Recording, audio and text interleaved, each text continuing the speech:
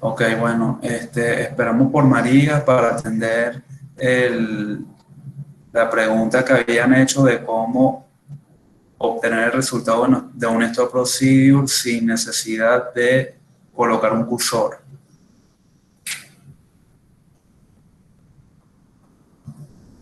Profe, ya que mi internet por VPN es súper lento, disculpa. No te preocupes, si alguien más tiene lo que desarrolló en la práctica, por favor lo puede hacer. No es vital que sea María, puede ser cualquiera de los que tenga el stop procedure creado, puede ser Daniel, Alexander, Gustavo, cualquiera de ustedes.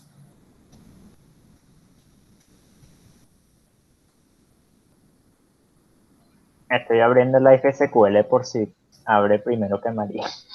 Ok, ¿los demás también lo hicieron en Live SQL o alguien lo pudo hacer en Oracle SQL Developer?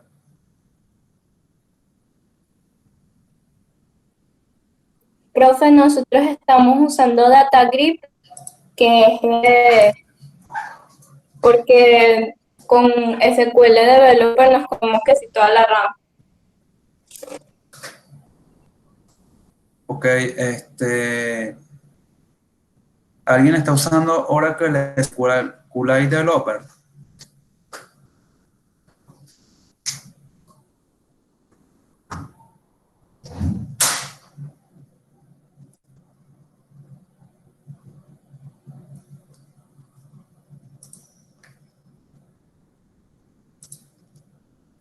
De las 21 personas conectadas, nadie tiene instalado Oracle SQL Developer.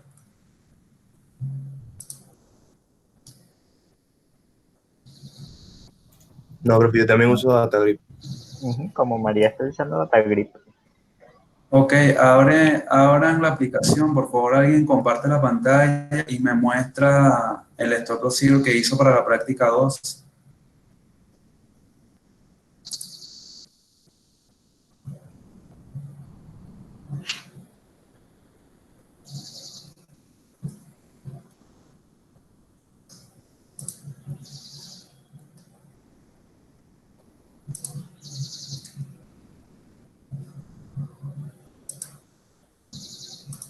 César, adelante, comparte la pantalla.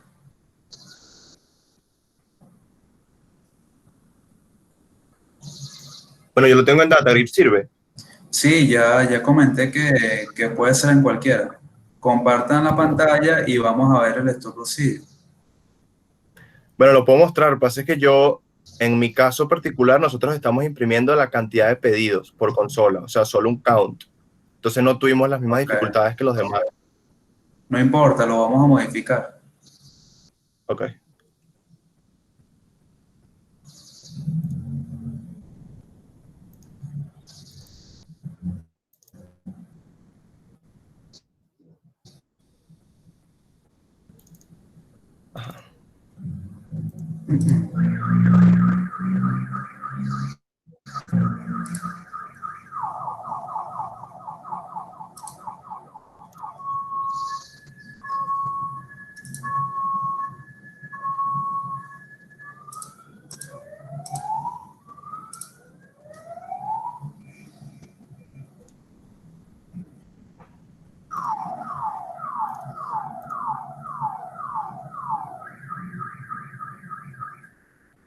Ok, muéstrame dónde tienes configurado el stop procedure. Ajá. Ajá, aquí está. No sé si se verá bien el internet. Ok, ahí lo veo. Ajá. Tú estás guardando el Ok. contador en una variable y después que haces con la variable, la imprimes.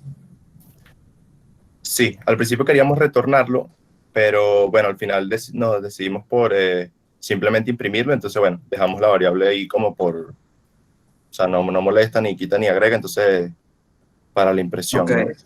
Ok, Nada más. fíjate lo que vamos a hacer para la prueba. Elimina todas las validaciones, todos los if y agárrate solamente el select count y pon el select count dentro del beginning and end. Ok. Todo lo demás lo puedes borrar, la expresión regular, todo eso. Correcto. Ahora quita el select count y el into para guardar en la variable y solamente pone select asterisco con los filtros.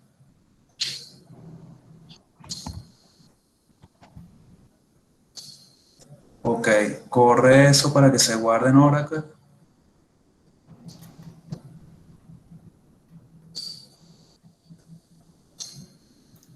Bueno, ya voy a hacer los drops. Ujú. Corre todo menos la llamada del store.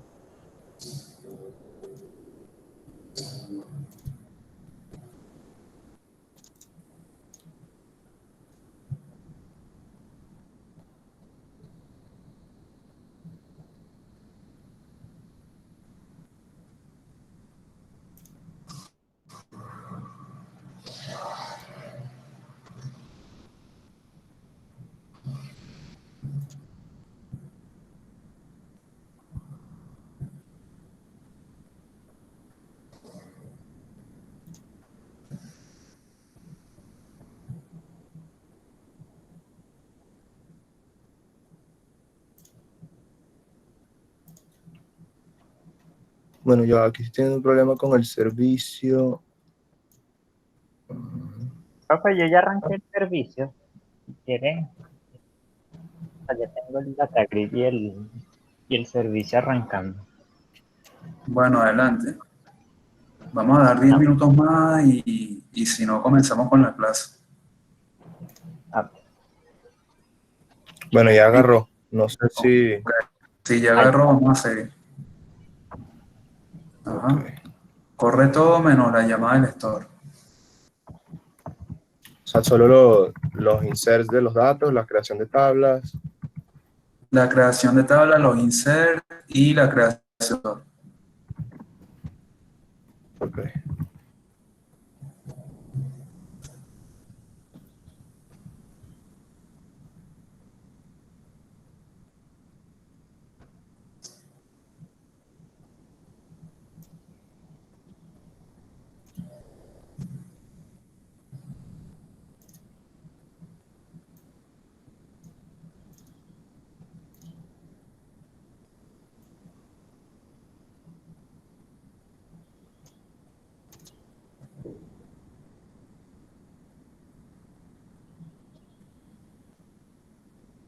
Ok, ahí está.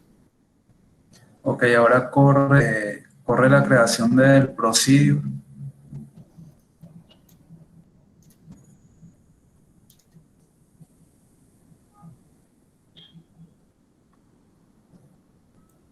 Pero ya es que tengo aquí el...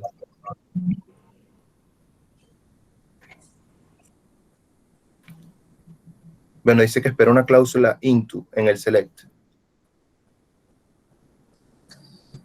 Espera una cláusula into en select. Profe, yo busqué ese error y creo que él siempre busca guardar los select en una variable. Por eso utilizamos el cursor, pero no sé si hay otra manera que no. Realmente no debería haber otra manera, porque por ejemplo en el SQL Server tú haces esto y él corre perfectamente. De hecho, funciona tal cual como se los indiqué ahí en el comentario. Pero a ver, si lo ponemos en la variable, el problema de meterlo en la variable es correcto. Si no lo colocas con el cursor, el select asterisco te va a dar error ahí. Entonces, será nomás un solo registro. Pero tiene que haber otra forma de hacerlo sin el cursor, porque si lo puede hacer SQL Server, lo debe hacer también Oracle. Select asterisco from, envío.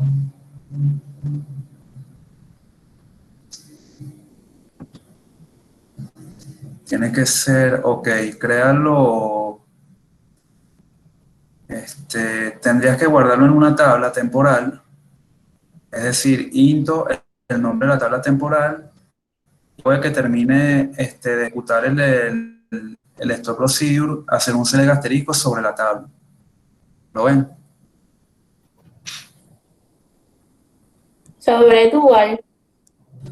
No, sobre dual no. Sobre otra tabla que se cree directamente después del from. Es decir, sería crear into el nombre de una tabla y colocar ahí los valores. O sea que en el procedimiento nosotros, por lo menos para que corra el store procedure, deberíamos de colocar, crear una tabla que sí, por ejemplo, TMP, y luego select into TMP y se pone el query como tal. Correcto. Y luego de que termine de ejecutar el store procedure, tienes que hacer un select asterisco sobre la tabla que llenó el store. Pero en ese caso, si lo hacemos de esa manera, por lo menos para la aplicación de reporte no se estaría haciendo, o bueno, para la aplicación de reporte no se estaría haciendo un query sobre la aplicación, o sea, dentro de la aplicación, en vez de llamar No, al store procedure.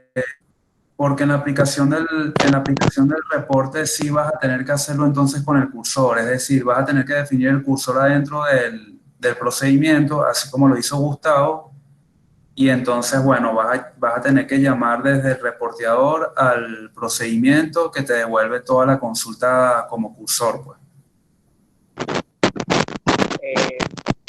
Bueno, o sea, nosotros también lo hicimos igual con cursor, que fue como de la manera No te escucho, no te escucho Gaby, bien. no se entiende. ¿Aló? ¿Me escuchan? Sí, pero hay como bastante ruido. Ajá. Bueno, ¿se escucha ahorita? Ahora sí. Ok. Como que nosotros también lo tuvimos que hacer por cursor, porque cuando me salió el error de que esperaba una cláusula into en el select, tuvimos que investigar y en eso, en casi todos los sitios en donde nos salía, usaban cursores. Ok, Y para con el imprimir, cursor, ajá, para imprimirlo teníamos que colocar un ciclo y en el ciclo teníamos que sacar, o sea, como que atajar fetch el cursor, correcto. y atajar todos los resultados en unas variables locales de la ejecución. Ok, sí, tienes que hacer las tres operaciones básicas, abrir el cursor, recorrerlo y cerrarlo. No debería ser una limitante, realmente debería poder tener soporte para dejar este tipo de cosas, pero lo que estoy entendiendo de Oracle es que no lo está dejando porque está esperando más de un registro y para poder guardarlo te está exigiendo que lo hagas al menos en una tabla. Y si lo vas a hacer en una variable, bueno, tienes que recorrerlo necesariamente con el cursor.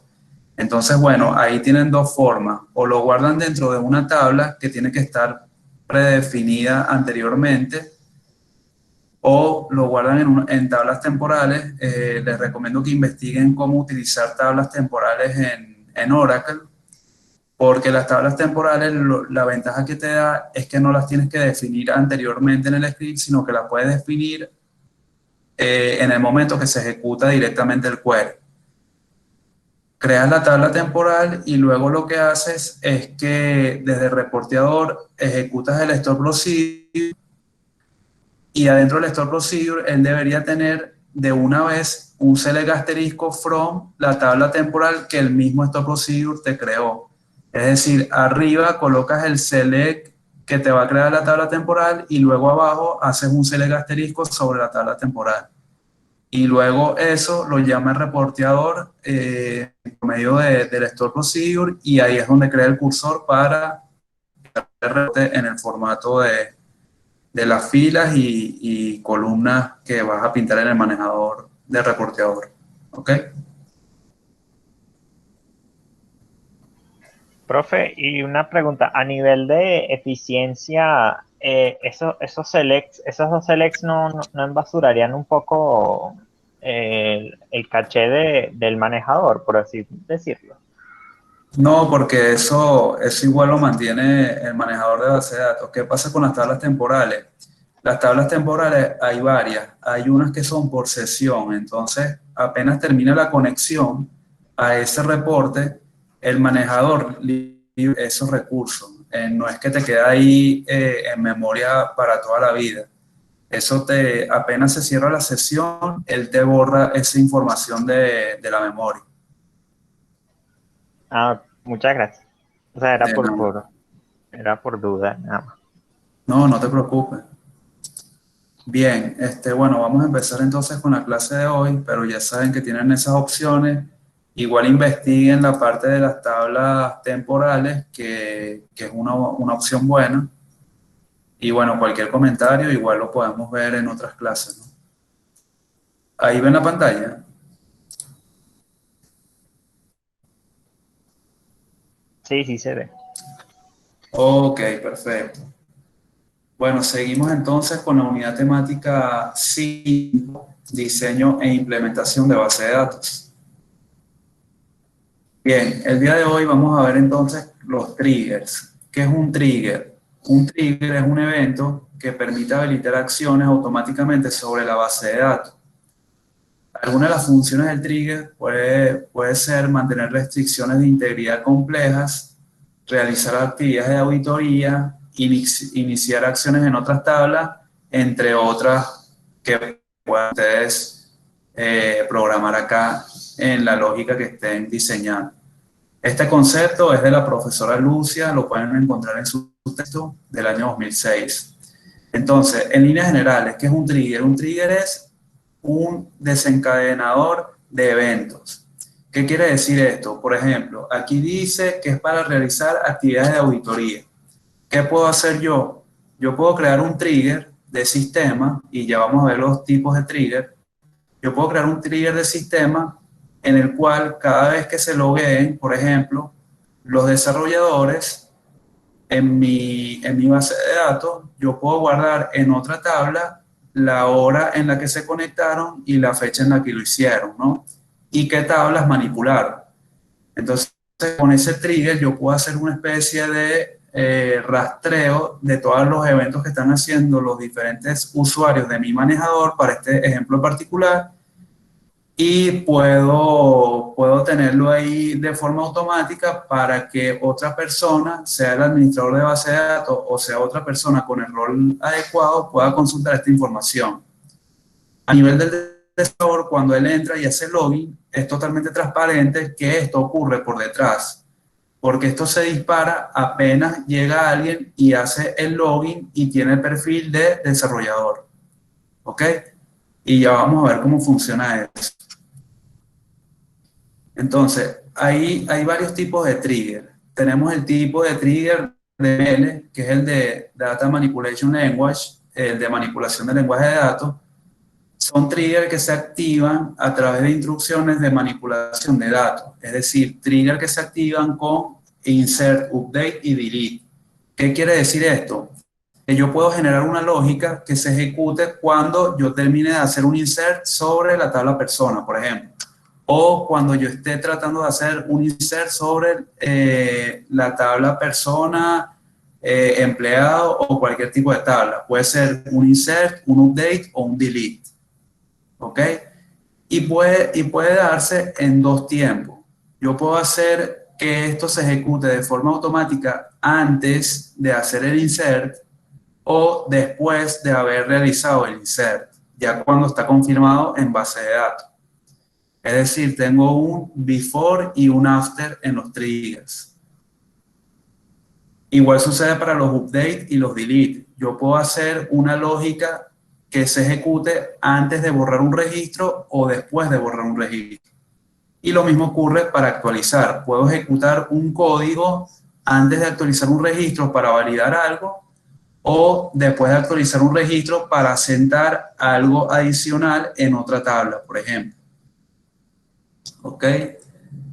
La acción deseada se puede disparar, como les indico, antes o después de la operación. En este caso, ¿cuál es la operación? Bueno, el insert, el update o el delete. Igual abajo, puede ser before insert, before update, before delete o la operación o el tiempo más bien after insert, after update y after delete. Y los triggers se pueden ejecutar por filas, es decir, una sola vez por todo el bloque de transacciones o por registro.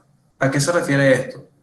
Se refiere, si yo tengo 100 insert y yo ejecuto esos 100 insert en bloque, es decir, selecciono con mi mouse y ejecuto los 100 de una vez, yo puedo decirle al trigger, mira, tú por los 100 insert, tú vas a ejecutar el código del evento una sola vez. O sea, lo vas a ejecutar por transacción. En este caso, ¿cuál es la transacción? Bueno, lo que yo estoy seleccionando de los 100 insert. Ese sería for statement, por ejecución. Ahora, yo puedo ejecutar el código que está en el trigger por filas. Es decir, en el mismo ejemplo de los 100 registros, de los 100 insert, yo debo ejecutar ese código del trigger, sea antes o después de haberlos insert, una vez por cada uno de ellos, es decir, 100 veces. ¿Alguna duda hasta acá?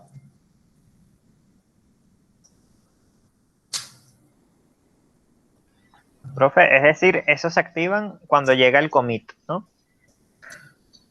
Se activa cuando llega el commit para el caso del after insert, una vez insertado. Para el caso del before insert, no hace falta que hagas el commit, se va a ejecutar antes de hacer commit. Claro. ¿Ok? Hay otros tipos de trigger que lo vamos a ver en la próxima clase, sustitución, que son los que, digamos, utilizamos para darle transaccionalidad a una vista. Recuerden que la vista, desde base de datos 1, ustedes lo utilizan simplemente para poder visualizar información, ¿ok?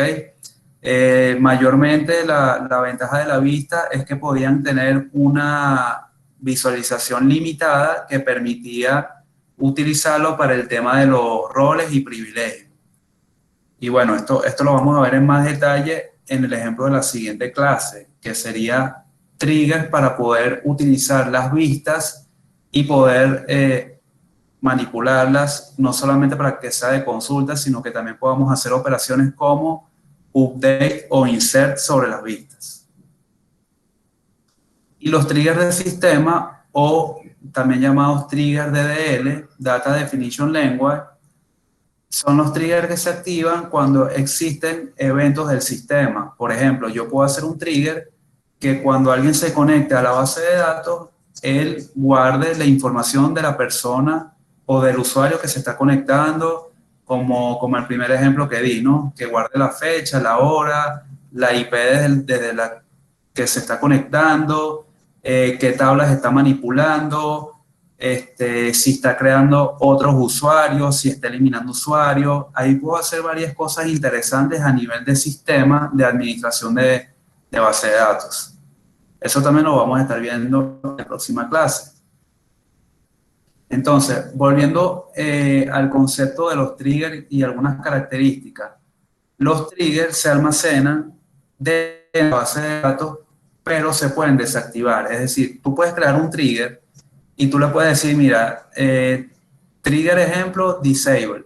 Entonces, si el trigger hace una acción que esté involucrada con la tabla persona, es decir, hace algo antes de insertar en persona, al yo desactivarlo y haga un insert en la persona, ya ese trigger no se va a ejecutar. ¿Por qué? Porque yo esa porción del evento que se desencadena antes de hacer un insert sobre persona, le estoy diciendo expresamente al manejador de base de datos, desactívalo. No quiero que lo valides porque yo te estoy diciendo en este momento que no me hace validar, no me hace falta validar. ¿Ok? Eso generalmente se desactiva cuando necesitamos hacer, por ejemplo, migraciones de bases de datos.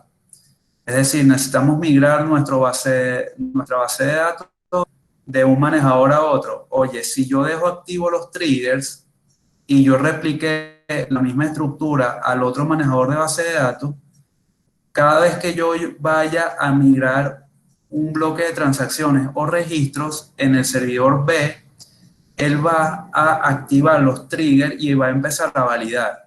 ¿Y qué pasa? Se supone que si ya yo tengo la data en la base de datos es porque anteriormente el trigger en el servidor de origen me los validó. Entonces, a mí me interesa que me los valide cuando haga la migración. No, porque ya yo estoy garantizando que esa información que está almacenada en mi servidor A fue validada anteriormente por estos triggers. Entonces, cuando llegue al servidor B, no me la valides porque ya está validada. ¿Y qué ventaja me da deshabilitar el trigger temporalmente en el servidor B? Que la migración es muchísimo más rápido que si lo dejo activo. Estamos hablando que si yo dejo, por ejemplo, no sé, tengo 100 triggers en mi servidor B que me van a validar todos los registros de la tabla persona, pero la tabla persona tiene 20 millones de registros. Oye, esos 20 millones de registros, el trigger va a tener que validarlos uno a uno y entonces para hacer la migración va a costar demasiado tiempo. ¿Por qué? Porque tiene que ir uno a uno a hacer toda la complejidad de código que está en el trigger para hacer la validación de ese registro que ya está validado. Entonces no tiene sentido porque si ya lo tengo en el servidor A, ya está validado, desactivo el trigger en el servidor B, hago la migración de los 10 millones de registros y luego de que migre, vuelvo a activar el trigger en el servidor B. ¿Y por qué lo vuelvo a activar? Porque si ahora hay un registro nuevo que va a venir directamente al servidor B porque ya migré la base de datos, ahí sí me interesa que lo valide. ¿Ok? No sé si lo ven.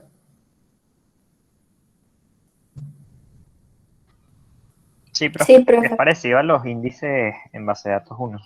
Correcto, es similar a los índices, es correcto. Entonces, nuevamente tenemos entonces tres tipos de trigger: por eventos, DML, manipulación del lenguaje de datos, por sustitución para darle transaccionalidad a las vistas y por sistema, que es el trigger DDL. Ahora, hablando de los triggers DML, que son los que estamos viendo en esta sesión y son los que vamos a estar utilizando para la práctica también,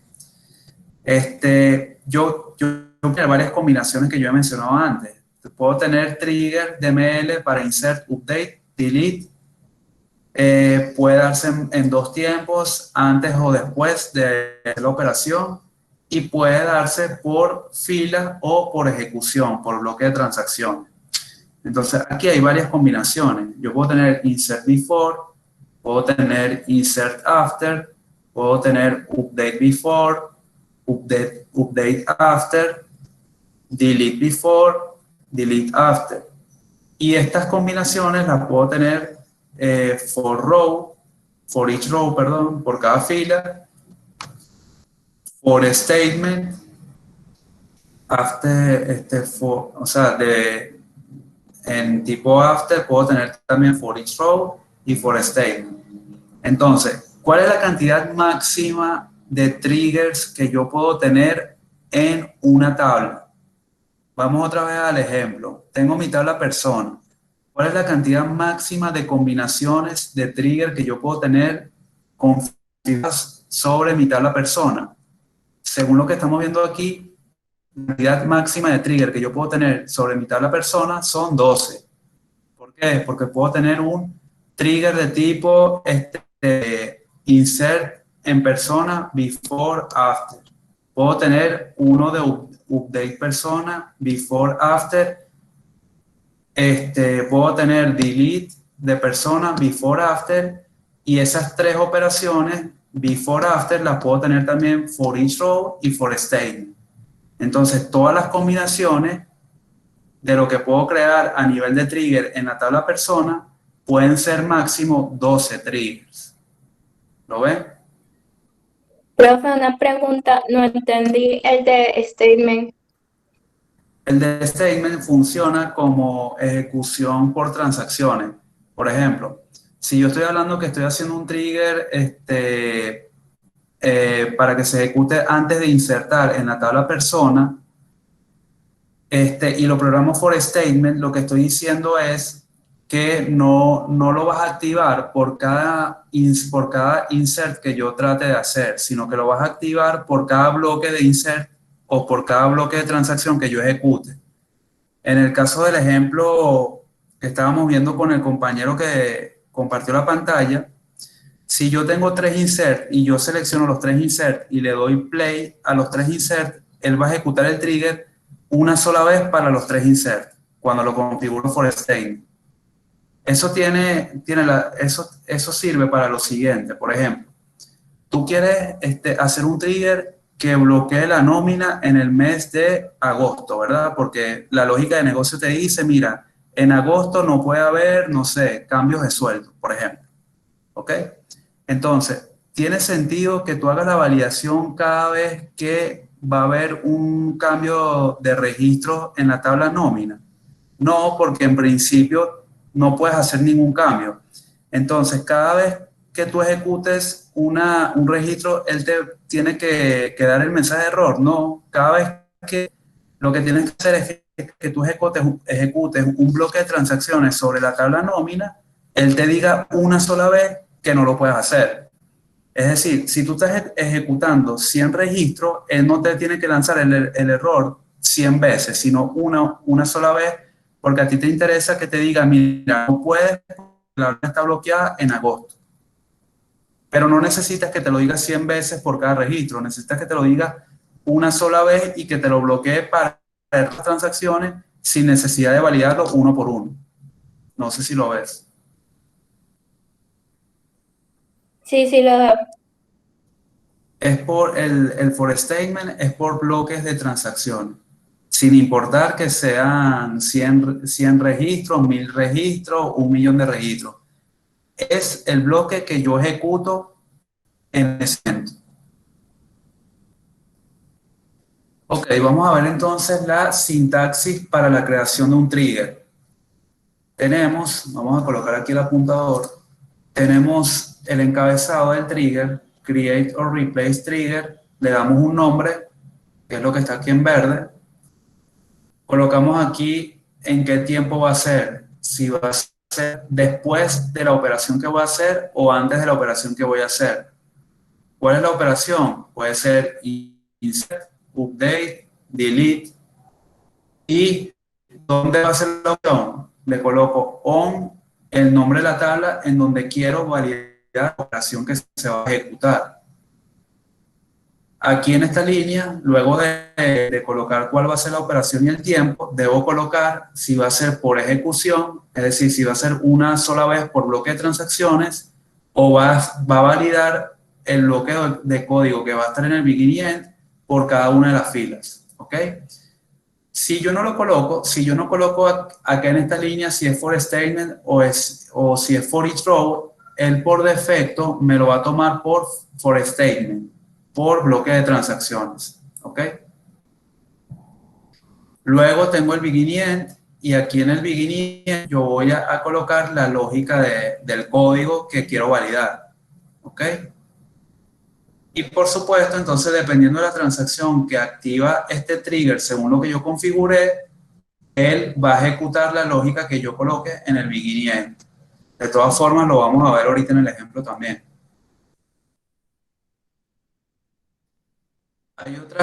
Hay otra de las cosas que se utiliza muchísimo en trigger, que son las variables de correlación.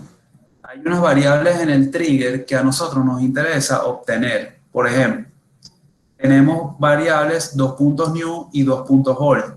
¿Ok? ¿Cómo funcionan estas variables? Si yo estoy haciendo un insert, lo que yo estoy colocando en el insert, por ejemplo, insert persona, values, coloco, no sé, César y el apellido Áñez, ¿verdad?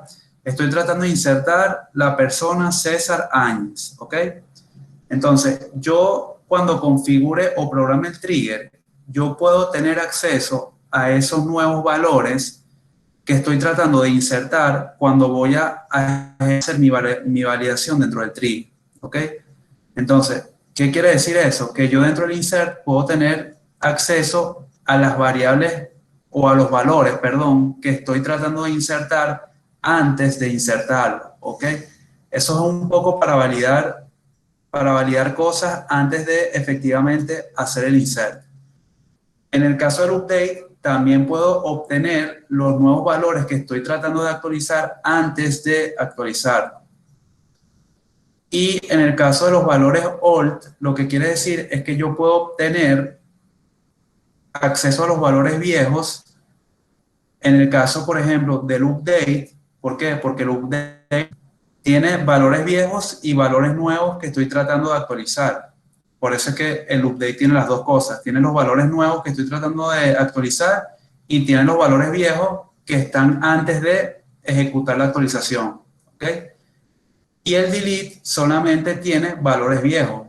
¿Por qué? Porque yo cuando hago un delete, hago delete from persona where seguridad sea tal. Entonces, ¿cuál es el valor viejo? La cédula de identidad que estoy tratando de eliminar.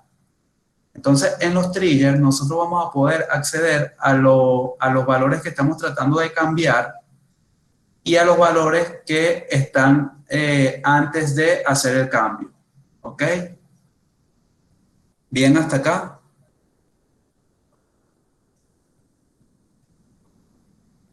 Sí, profe. Sí, seguro. Profe, yo no entendí muy bien el concepto de los hold. ¿De los cuales? De los hold. Ajá. Ok. El hold, básicamente, estamos hablando de que, por ejemplo, tú vas a hacer update del apellido de la persona que insertamos. Habíamos dicho que insertamos a César Áñez. Supongamos que tú vas a hacer un update y vas a decir, mira, el apellido de César no es Áñez, es González. Entonces, ¿qué vas a hacer?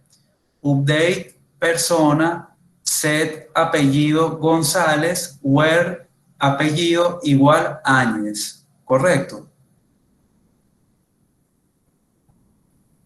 Sí. Entonces, ¿cuál es tu valor viejo o cuál es el valor del correlación 2.hold? El apellido viejo, el que no has actualizado todavía. ¿Cuál es? Áñez, ¿no? Sí. Y el valor nuevo que estás tratando de actualizar es González. Entonces, ¿qué quiere decir esto? Que tú en el trigger puedes tener acceso a los valores viejos en el caso del delete y en el caso del update puedes tener acceso tanto a los valores que ya están antes como a los valores nuevos que estás tratando de actualizar. ¿Para qué? Para validar algo en el código que tú vas a colocar en tu trigger. Ok. ¿Ok? Vale. Gracias, profe. De nada. Vamos a verlo mejor con un ejemplo para que quede más claro.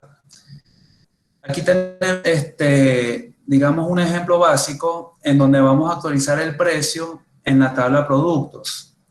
Y la validación que estamos haciendo acá es que los nuevos precios no pueden superar el 15% del precio actual que está en ese momento. ¿Ok?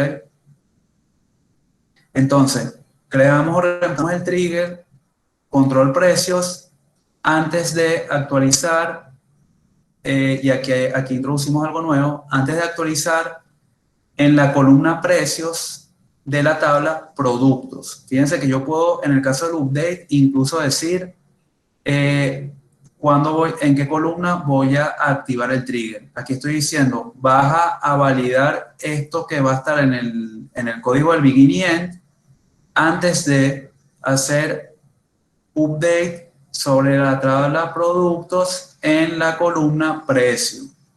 Y lo vas a hacer para cada fila que estés tratando de actualizar. Es decir, si yo ejecuto 100 updates, tú vas a ejecutar este código para los 100 updates que yo estoy tratando de hacer. ¿Para qué? Para validar que el nuevo update que tú vas a hacer sobre la tabla precios de la tabla productos nunca supere el 15% del precio actual. ¿Y cómo valido eso? Bueno, pregunto, si el nuevo precio que tú estás tratando de actualizar entre el precio que tiene antes, que es el old, es mayor a 1,15, quiere decir que el nuevo precio que tú estás tratando de actualizar supera 15% del precio actual. Entonces, si es así, yo no te voy a dejar que lo hagas. ¿Y cómo cancelo, digamos, el update? Con el RISE Application Error. te lanzo el mensaje de error y automáticamente la transacción no se confirma y no se actualiza. ¿Y por qué no se actualiza? Porque no pasa la validación del if al activarse el trigger antes de hacer el update sobre los registros. ¿Ok? Entonces, ¿cómo se ejecuta?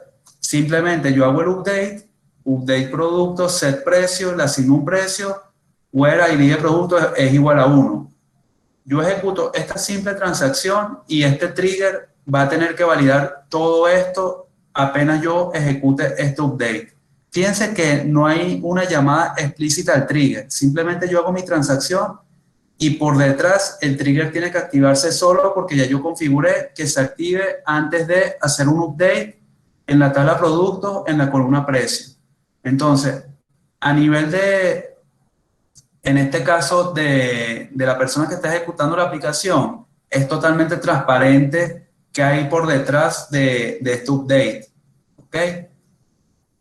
No sé si pueden ver mejor este ejemplo con el tema de las variables de correlación new y old. Sí, profe. Perfecto.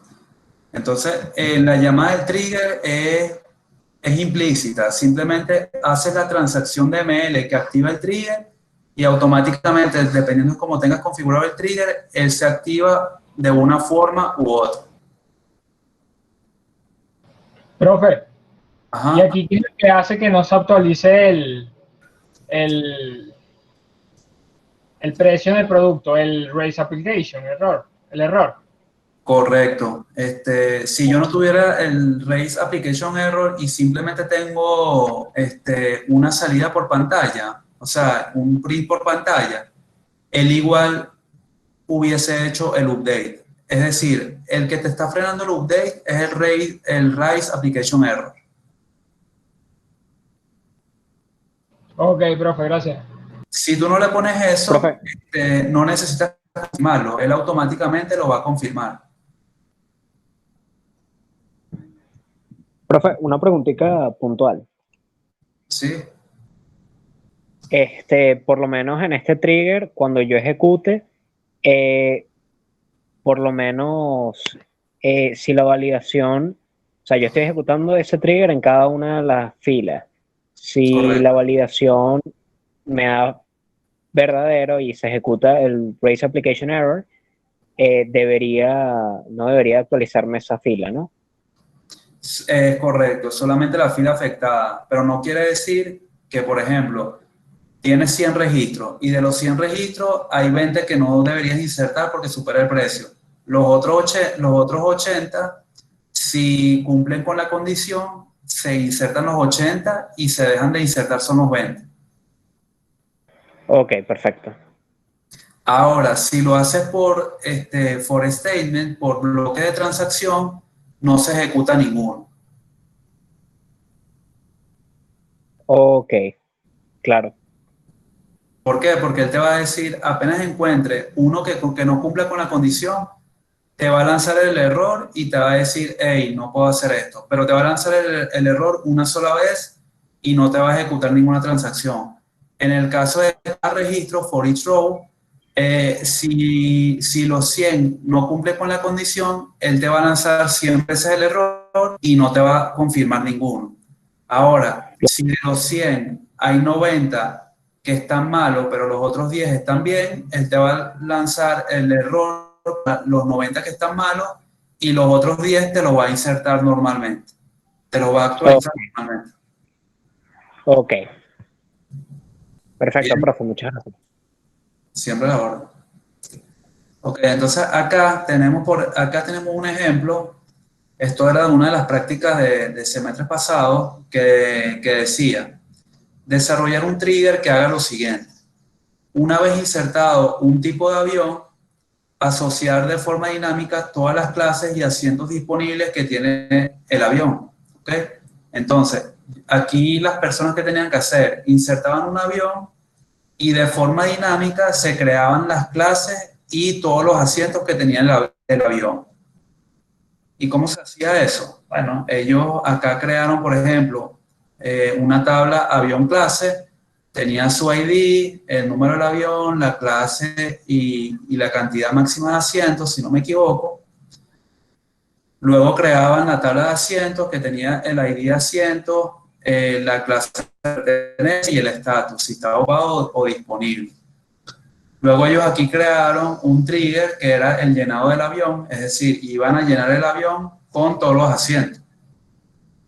¿Y qué hacían ellos en el trigger? Ellos decían, bueno, una vez que insertes el avión, luego de haber creado el avión, por cada fila, tú vas a insertar los asientos. ¿Okay? Entonces, ellos definían aquí un máximo, que era, en este caso, el ID del asiento, tipo porcentaje type, calculan a través de la función máximo, el máximo ID que estaba creado de asiento en ese momento, y hacían un for desde la cantidad que tenían como máximo hasta el límite que querían insertar en el avión a nivel de asiento. Luego dentro del for hacían el loop y automáticamente creaban, digamos aquí la instrucción de insert para insertar los asientos de forma dinámica en todo el avión. Y luego iban por los asientos que iban insertando. ¿Ok?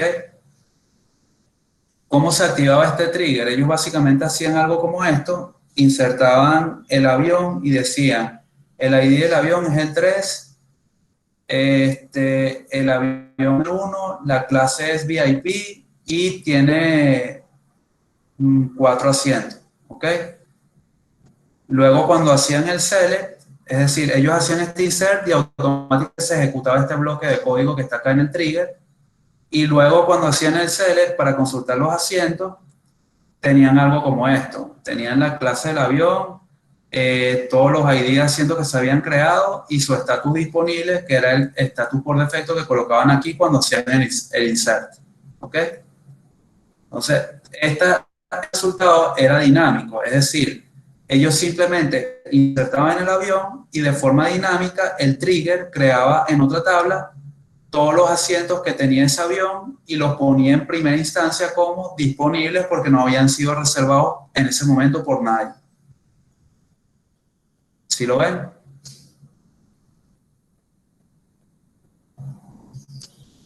Sí, profe.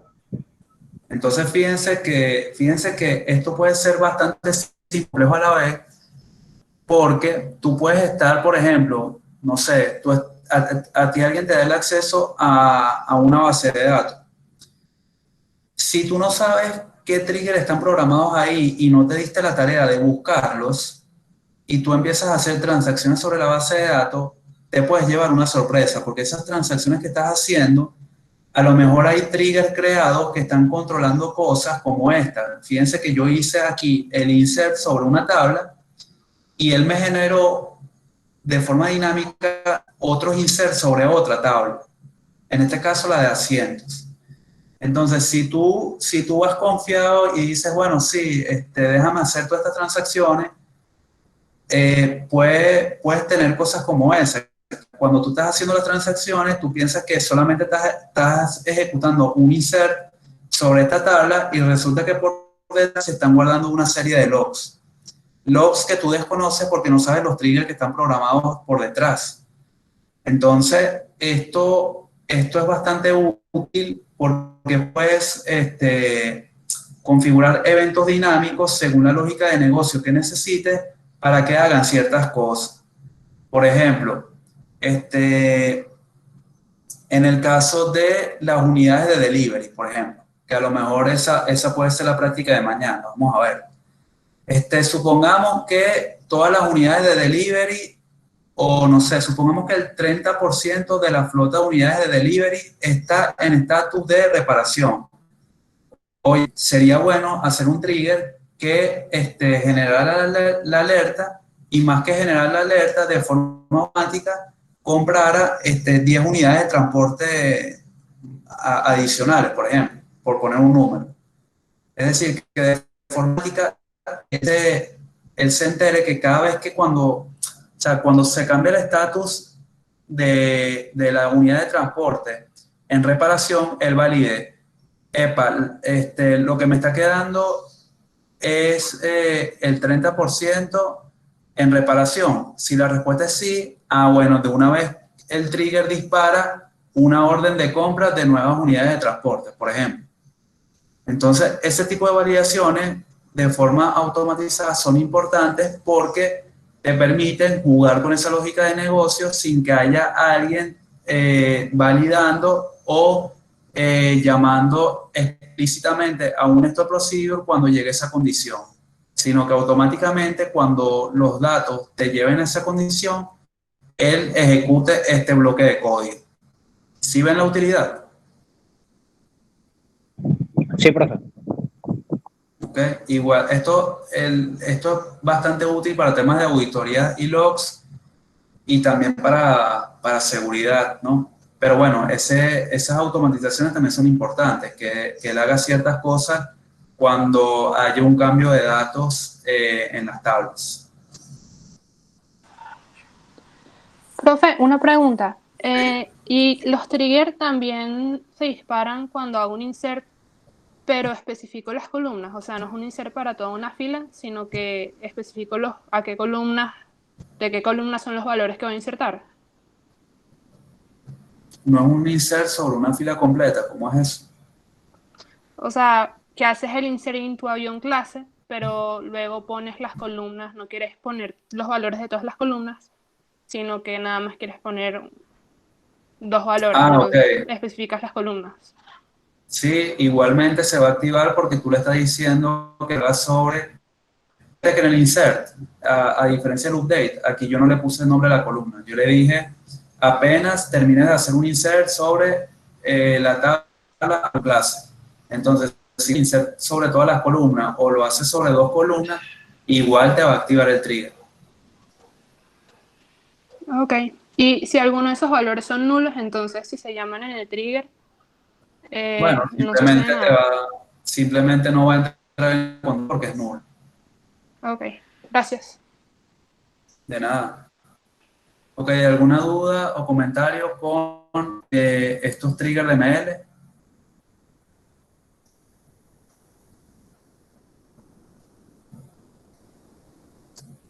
¿No? Ok, nuevamente, esto se entiende mejor es cuando lo van desarrollando. O sea, aquí pudieron ver la clase teórica, yo les mostré algunos ejemplos, pero realmente esto ustedes lo van a consolidar, perdón, cuando lo practiquen. Entonces, vamos a ver si mañana creamos la práctica que les acabo de mencionar para la reposición de unidades de transporte cuando supera un porcentaje de unidades en reparación por proveedor de delivery. ¿Ok? Entonces, bueno, ya tienen por ahí un preview de lo que va a ser la práctica. Mañana vayan desarrollando esto, vayan practicando los stop procedure y las funciones que van a tener que utilizar bastante en el proyecto y también va a salir en el parcial, ¿ok? Entonces, vayan trabajando en eso y cualquier duda estamos a la hora módulo 7. Entiendo que por módulo 7 habían unas preguntas, voy a revisarlas para darles respuesta lo antes posible. Y bueno, por supuesto también vayan trabajando en el proyecto para poder tener la semana que viene, que es la semana 6. La entrega va a ser el día jueves, ¿ok? Igual va a ser por módulo 7 a través del informe.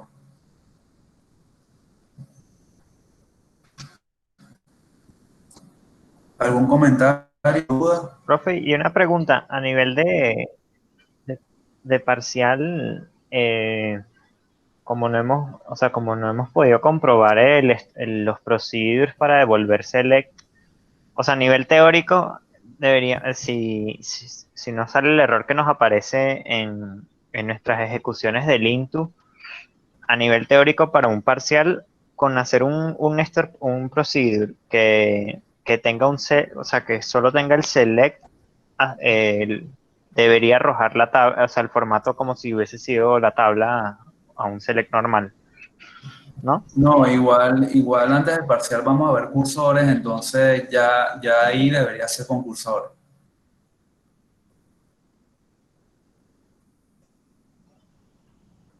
Ok. Sí, o sea, era por saber si a nivel teórico en el parcial, como no hemos podido comprobar eso bien, a Bueno, ver pero si es que tenía el 20. eso es algo que tienen que resolver porque eso lo van a tener que usar por los reportes. Entonces ya tienen que ir investigando cómo resolver ese asunto. Ya hay tres opciones. Ustedes evalúen, investiguen también otras que puedan haber por ahí. Una de las opciones era usar tablas temporales, otra de las opciones era la que ustedes mismos hicieron, la del hito con el cursor, y la otra, no Ok. recuerdo ahorita. Bueno, la otra era crear la tabla, pero que no fuera de forma temporal. Eso no es muy recomendable. Gracias, profe.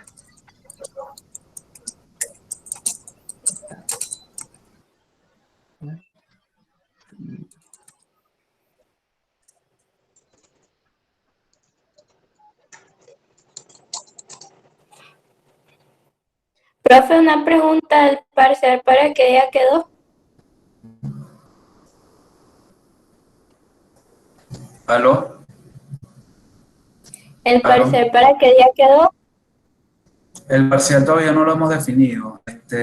Lo estaré avisando a medida que vayamos culminando con los contenidos de la materia para el parcial 1.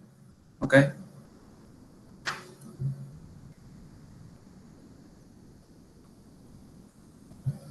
¿De acuerdo? Ok, pero no avise que si el día antes, tienen que avisar con una semana antes. No, por supuesto.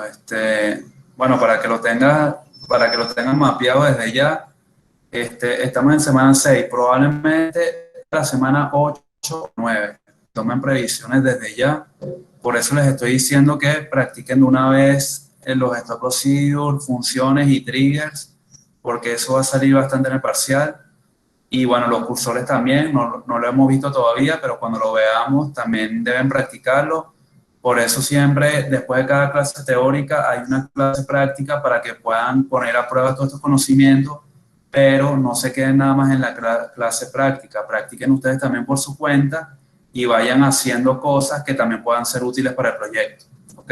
Entonces, por ahora, el parcial debería estar quedando para la semana 8 o 9.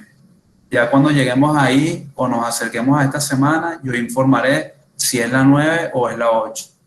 ¿De acuerdo? Vale, profe.